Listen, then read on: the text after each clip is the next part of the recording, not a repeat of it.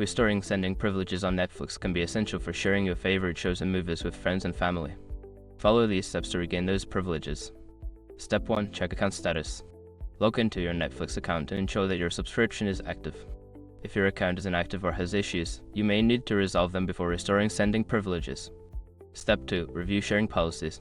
Visit the Netflix Help Center to familiarize yourself with the current sharing policies.